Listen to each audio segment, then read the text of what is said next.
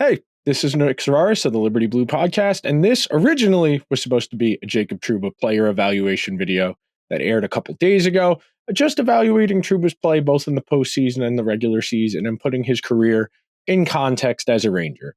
Then the events of the last 5 days unfolded, and there is a lot of conflicting information and information that is not particularly actionable, and it is leaving the Rangers and Ranger fans at large kind of in the dark. So this first part of this video is just getting amended on to the original player evaluation.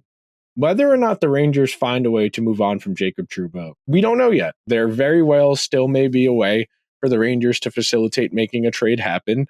They very well might end up having to buy him out. But until we get some clarity, there's only what we know. This is what we're talking. Captain of the New York Rangers is Jacob Trouba and may very well remain so for the foreseeable future. The anticipated trade to Detroit did not materialize after number 8 handed in his 15-team no-trade list to GM Chris Drury as due on Monday. It does not say what day the Rangers got the list from Trouba, whether or not he waited until Monday is contractually obligated, or he gave it to Drury earlier than that, as was previously reported. Sources now report the deal as depicted in the Post on Saturday, so day 2 of the draft, with the Rangers retaining $2.5 million of Trouba's annual $8 million charge the next 2 years, was not on the table. I find that hard to believe because Emily Kaplan also reported that. Elliot Friedman also reported that. We are told the suggestion Trouba rejected the deal is not true. I also can struggle to imagine that. I think this reads like image maintenance as opposed to factual reporting. The Post has learned another factor in the equation that might keep the 30-year-old on Broadway for a longer spell. There is no guarantee that Trouba would accept the trade, even to a club on his approved list, if that means leaving his wife and 9-month-old as of training camp behind. So, this is very directly coming from Trouba's camp, telling everybody, go ahead, try and trade me. Even if it's to a team that's not on my list, I'm not going. I will refuse to report, and that will be the end of the story. So Trouba is trying to force the Rangers' hand here and make him the bad guy. The Rangers are being dared to either buy him out or to find a team that's willing to take the risk that Trouba does not show up. That's how this article reads to me. I'm not getting involved in the, well, he should do this, he should do that, about his family, his wife. That doesn't matter to me. What matters to me is the New York Rangers hockey team. If Trouba's telling Drury, I'm not going wherever you trade me, that tells me he is daring the general manager to trade him or to buy him out. They should do it. They should do it. I don't understand what Larry Brooks is trying to say. I don't understand what people are trying to argue here. It's not Trouba's contractual right to play for whatever team he wants. Jacob Trouba does not have a full no movement clause anymore. As of Monday, he has a modified no trade clause. He submits a 15-team list of teams he cannot be traded to. If the Rangers trade him to one of the other 16 teams that is not on that list, he does not have a choice. He does not have the right to refuse to play for teams that are not on his list. It's that simple. Okay, that will do it for the preamble portion of this episode. So, if you are going to stick around for the player evaluation, I'll see you on the other side. I started doing Trouba notes for something for the podcast on Monday, and I figured, like I did with Lindgren, I'll walk you guys through a Trouba player evaluation. I think what we did in regards to Lindgren will be helpful here as well. We're going to tackle the context of a play of Trouba, how he's used, line mates, all the foundational ideas so we get an idea of what we're working with, what he's asked to do. It is hard to compare Trouba to what he was supposed to be because the stakes of the team have changed. That first season of David Quinn, where they didn't have expectations, they played at a really high tempo, and they weren't very good. But you look, wait a minute. Oh, I started on the wrong one. I'm a dumbass. Don't mind me. This is the team they brought Jacob Trouba into. I mixed up my years. Shea and Pionk, 1-2. Stahl is there. D'Angelo is there. Shattenkirk, McQuaid. I was right. Shattenkirk was on the team the following year. So of that sixum, so Shea, Pionk gets traded for Trouba. He's out. Shea is there the following season. Stahl is there. D'Angelo is there. Shattenkirk gets bought out. McQuaid gets traded. Freddie Clayson got hurt and they didn't bring him back. And Hayek, the kayak, hung around forever. John Gilmore, cup of coffee. Brendan Smith hung around, played some forward, as we all know. And then we get into this. This is the first year Trouba's on the team. And we'll go back. Don't worry. We'll go to the Trouba context. He immediately comes in and plays 22 minutes. He immediately comes in and is their most used defenseman. I don't like to use plus minus. We'll go look at the underlying numbers, how you got to that minus 12 in a little bit. But he comes in and immediately goes up to 22-34. I'm going to click on Trouba's name just so we can contextualize here and look at his time on ice. So the year before he comes, he's playing almost 23 minutes a game. He's Winnipeg's most commonly used defenseman, or second most, if I remember correctly. He comes to New York and takes a dip. His points pretty much plays a lot harder minutes against better competition, and we'll do that. And here, we know Trouba Miller is one of the most commonly used pairs in the entire league over the last handful of seasons. They're top 10 in minutes as a defensive pair. That's something that the Rangers put a lot of stock in, that continuity. When we had Molly Walker on the podcast back right after the trade deadline, the idea was they wanted continuity because under Gerard Gallant for the previous 2 seasons, the Rangers did not have a lot of continuity. The constant shuffling up front was an issue. They put a lot of stock in maintaining the defensive pairs, especially, and we talked about that a few weeks ago when we did Lindgren. We talked about Lindgren and Fox, and you see it. Trouba's most common usage, he's played over 1,000 minutes last season with K'Andre Miller. And then most of those 208 minutes with Lindgren, that comes on the penalty kill. You do remember those few weeks where Gustafsson and Trouba was the third pair and Schneider Miller was the second pair at the end of the regular season and some points in the playoffs, but these are the regular season numbers. So we have a baseline. We know he plays mostly with Miller at 5-on-5, and we know he plays mostly with Lindgren on the penalty kill. Now, we've established his most common line mates. Let's go over and establish what he's being asked to do in terms of quality of competition. We're going to go over to Puck IQ. We're going to share this tab instead. For those who don't know, this is a website, Puck IQ. It's a database that tracks quality of competition for a player. They qualify it based on success of the other team, So a player who generates a lot of offense gets qualified as an elite player in this model. So we want to look at 2023-2024. Jacob Trouba plays 34.9% of his minutes against elite competition, 41% against middle six-ish guys, so second and third line, and then 23% against fourth liners. You see good results against bad, mediocre results against elite and middle, and then his numbers come out a little bit more respectable. But 2023-2024, you'll notice as time has gone on, he has been asked to do a little bit less. This is last year where time on ice versus elite. Last year was the hardest workload they'd given him previously in his time in New York, where ice time. So 2023-2024, you see 33%, 33 versus this, where it's 34-41. That was a conscious effort to make his workload a little bit easier and maybe get better results by getting him a lighter workload. Next up, we got to go and look at who Trouba is most commonly deployed with up front, because that's also instructive, because part of the context for understanding defensemen is understanding what they're out there to do. And we know Trouba Miller is the Rangers' defense first pair, their shutdown pair, because in today's league, that's supposed to be the function of your second defensive pair. So most commonly used, we go to Trouba. We know he's most commonly deployed with Miller. We go to Trouba, blue, Trocheck, Lafreniere, Panarin. Zibanejad, Kreider, red. VZ, Gaudreau, red. Wheeler, red. Bonino, Pitlick, red. Roslovic, Wemberg, blue. So that tells you, based on who the Rangers are sending him out there with at forward, what they're expecting from him. If they are playing him with Panarin, Trocheck, Lafreniere, their expectation would be more chance, facilitation, offense leaning. But Kreider, Zibanejad, and then VZ, Gaudreau. You see the darker shades of red. That means more ice time than you would normally get. So Zibanejad, Kreider is that faint, lighter red. VZ, Gaudreau, darker red. Pitlick, darker red. Bonino, darker red.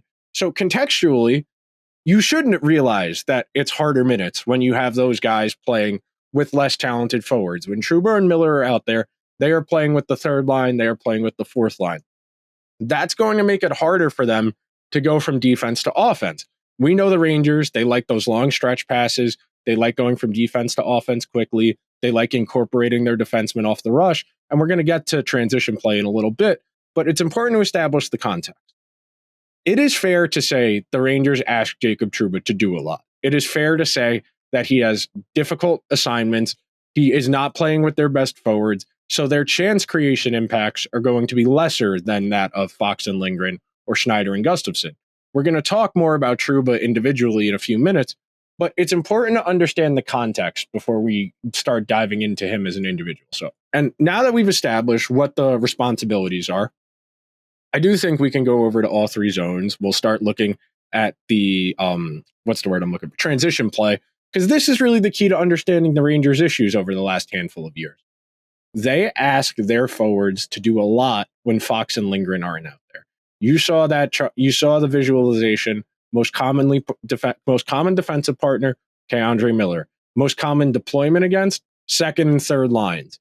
You see that. You add that in addition to the workload where we talked about his time on ice, and you start to get a picture of the responsibility. And this has been my problem, and this has kind of been the Rangers' working problem for a few seasons now.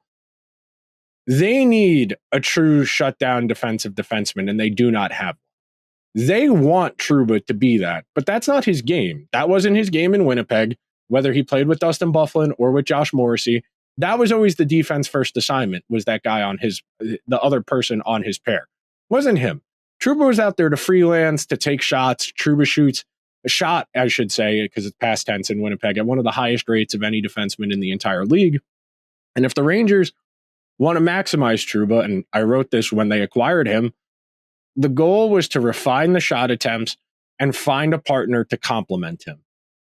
K'Andre Miller is probably their second best defenseman in terms of talent. Him and Trouba do not complement each other in the slightest. That's been the issue with that pair since it was assembled, because they don't fit in the traditional box. When we were doing the Lindgren breakdown, we talked about the idea of retriever, distributor.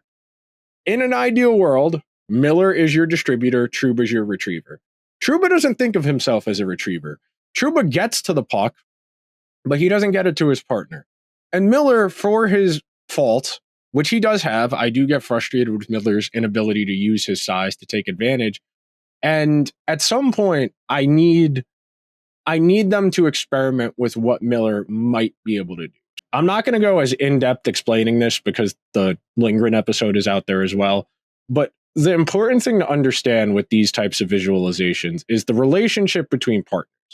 More often than not, partners are going to be separate from each other on these types of plots because they operate with different functions. You know, Fox is here, Lindgren's here. Schneider's here, Gustafsson's here. Trouba's here, Miller's here. So horizontally, retrievals and failed exits are exactly what they sound like. The further you are to the left, the more you mess up. The closer you are to the right, the less you mess up. You see Miller is over here. He's below that average line of 6.5 retrievals per 60. He's below average at turning the puck over in his own zone. That's good. You see Fox is up here. You see Seider down here. You see Dermott here. You see OEL here. You see Zub here.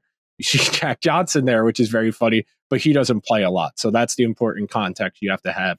And that's why we scale things out per 60. But Miller's down here in the bottom right. Trouba's up here.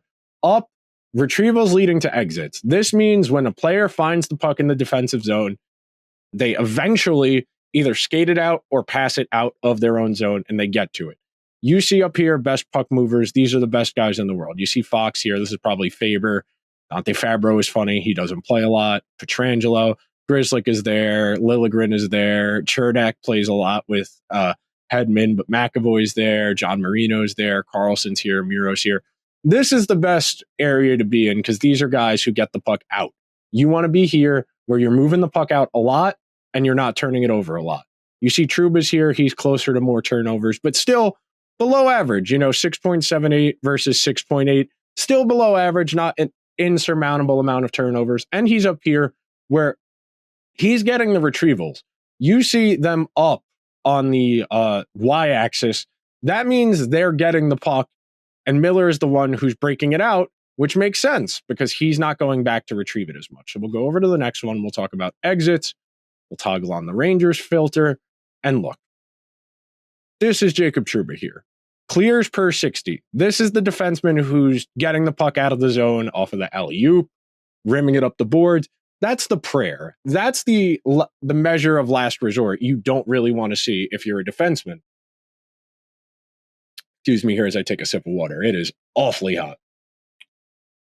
But looking at this scatter plot, you see Trouba's here. Clears per 60. You ideally would like to be up here, where Erik Karlsson is, where Thomas Harley is. Is this head? Nah, that's a guy who plays no minutes. McAvoy's here. That's probably Grizzlick. Yeah. Forward? Not Laraï? I forgot Laraï was a defenseman, in all honesty. Lindholm, Klinberg, who didn't play a lot. But ideally, you want to be up here. These are guys who get the puck out of the zone. You'll notice only Adam Fox exits with possession at an above average rate. Everybody else below average. Miller, he doesn't do either, which is a little problematic because we saw Trouba was the one getting the retrievals. And Miller's job is supposed to be to skate the puck out of danger because he has better wheels. He's a better skater than Trouba. But you see, exits with possession, 4.52. That's below average up here. And then the clears per 60, he's clearing the puck more than he's skating the puck out of danger. Go to retrievals. We'll toggle on Rangers. Exits with possession, D-zone retrievals. Trouba's going back to get the puck. That tracks. Lindgren. You'll notice, and we talked about this on the Lindgren breakdown, they're all diagonal from each other. Fox to Lindgren, Schneider to Gustafsson, and then Miller to Trouba. In an ideal world, you want your retrievers to go back and get the puck, which is what Lindgren, Schneider, and Trouba are. And you want these guys to facilitate the exits. Fox makes sense being the best puck mover on the team, but you need better exits. You need better transition play. The fact that the Rangers are this close to average at exiting with possession, that's a real issue. You need more controlled breakouts. You need more clean breakouts. And the fact that the Rangers struggle to break the puck out this much, that's a problem. That is fundamentally an issue with the way the team operates and why I think we can have a conversation about Lindgren and why we can have a conversation about Trouba. And if you want to complain about Gustafsson, sure, but for league minimum, he was perfectly fine. Now, this is about preventing entering the Rangers zone. So Lindgren all the way down here, one of the lowest rates of denial. Zone entry targets. The further you are to the right, this is more often that teams target you when they're entering the zone. You see Schneider's up here. They target him, but they're not getting around him. Fox, they're not targeting him, and they're not getting around him. You see Trouba's down here. Zone entry targets, he gets targeted at a slightly below average rate. This would be average if a play, meaning, so zone entry target means the other team has the puck and they are skating at you as you're a defenseman, back skating, and your job is to try and prevent them from getting around you. So that could be dumping it in or, forcing a turnover. Below average. Miller is slightly above average. Schneider's up here. Lindgren's over here. Trouba is not a defensive defenseman. He's not. He is fundamentally not a defensive defenseman. We'll do entry defense too. Toggle this on. You see Schneider, Lindgren, Fox, Gustafsson, Miller, Trouba. Again, the relations between the pairs are important to understand. And you'll notice, and I talked about Trouba in this regard, because he's an outlier. He's down here in the bottom right corner. And there are good defensemen in here. Dahlin is here. Rasmus Anderson is here. Samuel Girard is here. Brock Faber's here. Troy Stecher, Chris Tanev, Charlie McAvoy, Justin Barron. And I know I just put Troy Stecher in the same sentence as Charlie McAvoy, but these are defensemen who don't take chances in the defensive zone, meaning they drop back. And we think of Trouba as lining up big hits, throwing his body at people full speed. Everyone's joking about that hit he tried to throw in the Carolina series where he launched himself headfirst into the glass because he was so prioritized on getting the hit that he didn't actually care about getting the puck.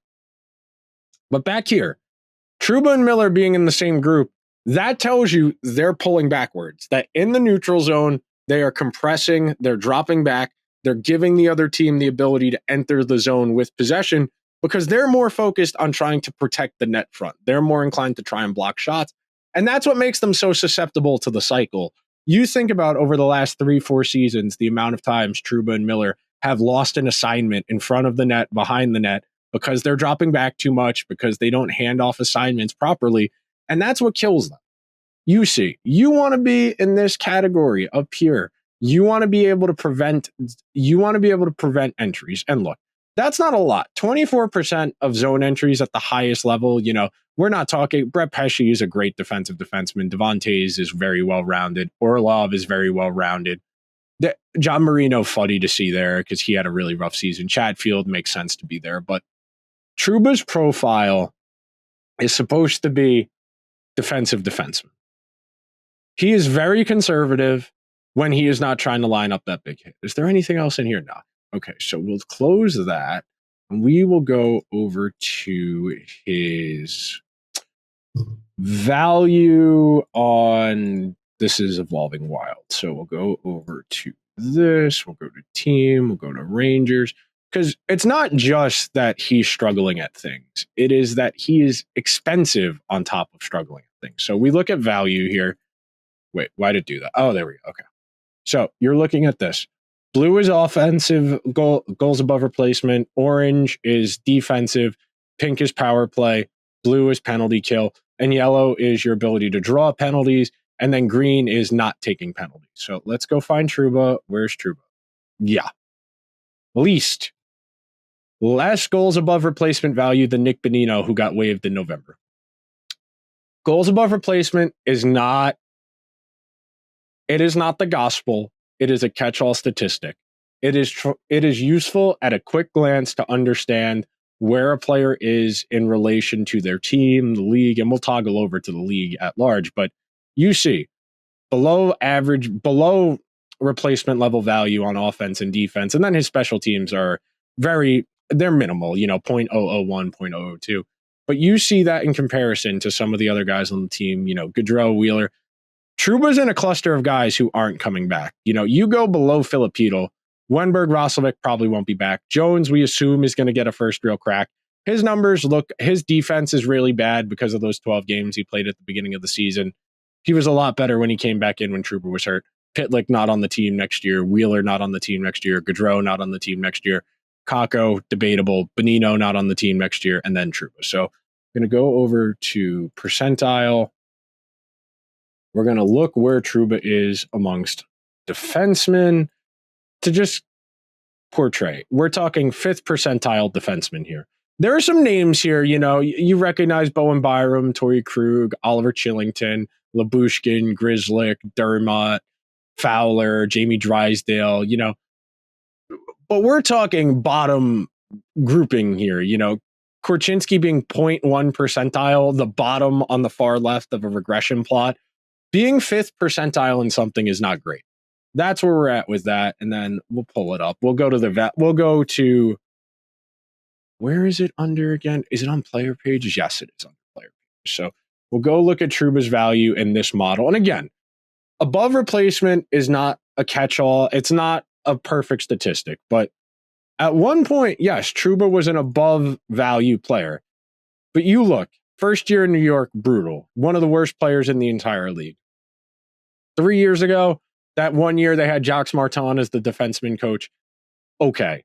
But we're talking about $3 million in value, $1.8 million in value in this model. You see, he is well below what you need for any semblance of value. And that's the thing, man. We are in a salary cap sport, which we're going to toggle over to cap friendly right now. And I'm doing this evaluation a lot more efficiently than the Lindgren one last week. This one will probably only be 25 minutes as opposed to 35 minutes because I kind of have a feel for what I need to do. So if you see the disparity, if you're watching this back on YouTube a few days later after it's posted and wondering why it's so much shorter than the Lindgren one, it's because I have a better workflow for doing this. So you see it. Trouba's got $8 million for 2 more years. His modified no trade clause kicks in a few weeks, where it goes down to 15 teams. $8 million is a lot of money. $8 million is a lot of money. I'm going to see if I can find a useful chart. Okay. Okay. We are on Front Office Sports, which occasionally puts out useful work. It can be occasionally baity, but for this chart, because we're just looking for numbers. So Erik Karlsson is the highest paid defenseman in the NHL for this past season. Dahlin, young player, got his first long-term extension. Doughty still working on a long-term. Werenski got overpaid to stay in Columbus because they knew they had to. McAvoy, young player on first real big contract. Seth Jones, we all know they had to overpay. Adam Fox, young player on first real contract.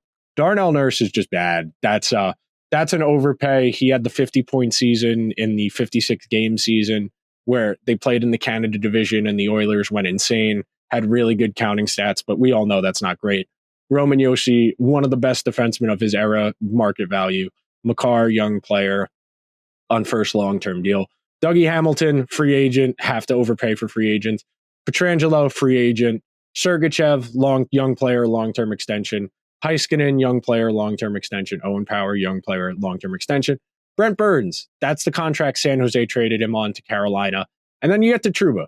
Trouba's in the ballpark with players who are just a lot better. You Burns, Power, Heiskanen. Sanderson is still young. Shabbat is still young. John Carlson, I feel, is probably the most apt of the guys in this grouping to compare to Trouba, but he's getting paid a lot. And that's really the conundrum the Rangers are facing here. I know they made some cap space for themselves by getting rid of Gaudreau, which was an unquestionably good decision. They needed the money. They went from $8 million in cap space to about $11 million in cap space. So I'm going to close that tab. Then we're going to go over and we are going to look at natural stat trick, because I do think it's important to understand my big conundrum. So we'll toggle this on, we'll share this screen, we'll go regular season first, and then we will do playoffs. And I know I said that about Lindgren, and I forgot to go back to playoffs. So we'll do Trouba, no, not Jake Leschyshyn, Jake Trouba, Andre Miller. If it'll buffer, here we go. 948 minutes at 5-on-5. 47% of the score. Let me check the size. Yeah, let me make that bigger for you watching on stream. 47% of the scoring chances, 48% of the shots, 46% of the goals, 49% of the expected goals, 50% of the high danger, 45% of the high danger goals for and against, 7.6 shooting percentage. That's correlated to Kreider and Zibanejad, and then the third line guys we talked about, whether it was Cooley, Pitlick, etc. The save percentage is a little low for what you would expect, but let's go over to playoffs because we can continue that portion of the conversation. So 92 minutes, and you got to remember, Trouba did get demoted at one point in the Carolina series and at some points of the Florida series, but this is where the conundrum comes in. You see 50% of the goal share in 90 minutes doesn't sound terrible, but you think 44% of the goals, 43% of the expected goals, 34% of the high danger chances. That's rough. And that's with an .890 save percentage and 11% shooting. The 11% shooting is what's carrying this. Because frankly, to see 34% of the high danger chances and 50% of the goals is crazy with only an .890 save. But that tells you how hard the workload was for Shesterkin. That .890. We're talking about Igor Shesterkin here being an .894 goalie. That's how difficult a 34.38 workload is. And we can do Trouba without Miller real quick. This is Trouba without Miller. This is him playing with Gustafsson. 42% of the shots, 46% of the goals, 45% of the high danger, and then 923 save percentage.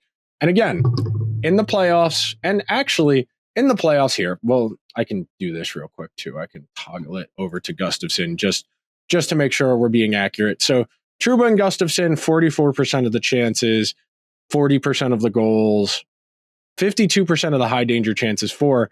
That tells you that they were having shooting percentage problems. But you got to remember, you're the third pair in the playoffs. You're not playing a lot with Zibanejad and Kreider. You're playing with Cooley and Wenberg and Kakko and the fourth line with Rempe and Gaudreau.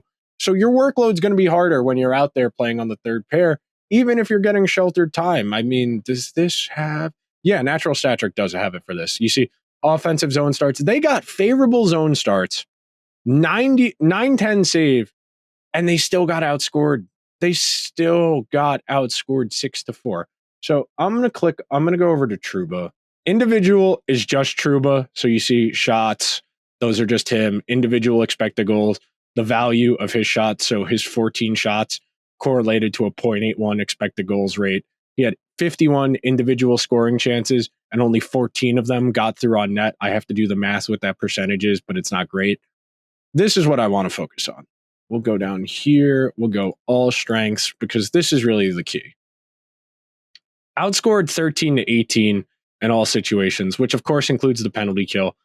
But with a 101 PDO to be on the wrong side of a goal share by 5, that's a little bit rough. That is a little bit rough. And the Rangers need to find a way to get more from the guys they have. Sharing, I'll wrap up because I went through the stats a lot quicker than Lindgren because I think Trouba we're all kind of in agreement on. That at $8 million a year, you need to be the second best defenseman on the team. And I think there's a real argument Trouba is the worst defenseman on the team. And if Drury is willing to be cutthroat when it comes to Gaudreau, that at least gives me a baseline idea that he realizes, hey, we're not spending our money as efficiently as we should. And that's kind of the foundational issue here. You look at the teams that are successful. You look at the teams that are in the Stanley Cup final. You look at the teams that are in the conference finals consistently over the last handful of years. They've got some great contracts. Not only are their stars playing to excess value, which I'll be fair, the Rangers had that this year. Whether you look at the Athletic or you look at Evolving Wild, both of those models had Panarin, Zibanejad, Kreider, Trocheck, Lafreniere, and Fox as playing above their market value. They also had Cooley above their value. They also had Gustafsson above his value for his cap hit in terms of goals above replacement, or the Athletic uses net rating, which I'm not a big fan of that statistic because I don't think the Athletic has published all of the inputs that go into that. Like, I'm not telling you I could calculate goals above replacement with Evolving Wild, but they at least published the formula to show you how they calculated it. So I'm not saying I could use said formula, but they at the very least have shown you how to do it. So the Rangers need to find ways to improve the roster. We all know that. We know that Florida outplayed them.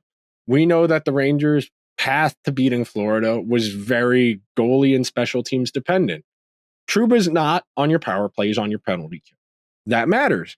The Rangers had a very good penalty kill in spite of the fact that Trouba and Lindgren, who struggled this season, objectively struggled, were out there as the first penalty kill.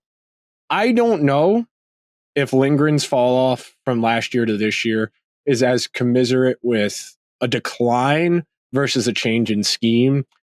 I think it's safe to say Jacob Trouba is in physical decline. He has had quite a few difficult injuries. You know, he had the part of his ankle get scraped off this year. He had the lower back injury last year that made him just terrible from October to the All-Star break.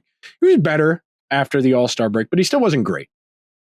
And that's really kind of the issue here. We're dealing with a guy who's older now. You know, Trouba's 30. He'll be 31 by the playoffs of next year. He's got 2 years left on the contract this upcoming season and the one after. I don't know how serious the Rangers are about moving a captain. That did not stop previous regimes, whether it was Jeff Gorton or Glenn Sather. You know, McDonough got traded, Callahan got traded, Drury retired, but he was absolutely cooked. He came back for like 10 games, 12 games. And I think it was 2010 before they made Callahan captain. But the Rangers have really struggled with what to do with the captaincy. And I don't think who your captain is matters a whole lot. But I do think your captain needs to be able to lead by example at points. And that's kind of the issue with Trouba here. It's not only is he massively overpaid, it's the team looks to him as a leader. And the only way he can make a difference is by taking someone's head off. And there is value in that. And I know people listening might be a little bit shocked to hear me, of all people, say that. There is value in Trouba playing like a lunatic. There is. There's not a lot, but that does have some value. Teams do care about that. Teams do want the ability to be physically imposing. The problem is it's not very functional. You look at how Trouba tries to defend, whether it's him throwing the forearm shiver at Evan Rodriguez, him catapulting himself at Martin Necas, trying to gain the zone with speed in the second round. Trouba's lack of foot speed has really altered how he has to play defense. And I know he's had some lower body injuries over the years. You have a lower back injury, you hurt your ankle, you hurt your feet. You're not going to be able to skate as well. And it's not quite PK Subban at the Devils level where he just couldn't skate anymore. But Trouba is so aggressively conservative with his positioning in the neutral zone that he's constantly dropping and dropping and dropping. And we know 3 years ago, I wrote in a column, if the Rangers continue to drop as deep as they are giving the other team the opportunity to gain the offensive zone with speed. And that's going to put even more pressure on your defense. Somebody posted a clip the other day of Trouba in Winnipeg playing defense on Rangers legend Emerson Edom when he was on the Ducks. And he tried, and that was like 7 or 8 years ago. He still tried to throw the forearm shiver to hit the guy, to knock Rodriguez down. And he missed entirely, and Rodriguez went on to score. Trouba, I brought up Subban, and I got to finish that thread. I don't want to lose that thought. But at one point, PK Subban was one of the best skaters at the defenseman position in the entire. I don't think Trouba was ever that good of a skater. He was never an elite skater, but he was an above average skater. He had some mobility. He had some puck skills. He played an offense first game. And in Winnipeg, he got the quarterback the power play. So he put up the counting stats. And at some point, his mobility began to decline a little bit. And we know that happens. We understand statistically a player's peak in terms of their value. So like goals above replacement, standing points above replacement, it's in their mid-20s. Their physical peak, 24, 25, 26. Their statistical primes are often 27, 28, 29, 30, because that's when they've got on that big contract. Free agents don't happen until 26 or 27, sometimes 28. They get one big contract. And when teams give a player a big contract, they give them power play time, they bump them up in the lineup. And that's typically why you'll see the counting stats peak in the late 20s and early 30s, because they have a bigger role, more minutes, better opportunities to accumulate counting stats. The reason a player is usually at peak value in their mid-20s is because that's when they're at their physical peak, when they are still good enough at both ends of the ice to be elite defensively and elite offensively. Of course, there are outliers, but at this point, at the point Trouba's at in his career, he's making tactical decisions about saving energy for offense versus defense. We know that defense typically goes first for guys, that because defense is about skating and positioning, we know defense typically goes first before offense. That's true of forwards, and that's true of defensemen. You monitor declines, especially amongst defensemen, and it typically has to do with mobility. PK Subban got old and didn't change his habits. He still thought he was the guy who won the Norris in Montreal, who was on Nashville that went to the Stanley Cup final. And his decline happened like that. PK Subban went from elite defenseman to out of the league in 4 years. If PK Subban wanted to still be playing, he very well could be playing on a league minimum somewhere. We know that. He didn't care about getting better. He didn't care about adapting his game to a different role. And now he's on our TVs.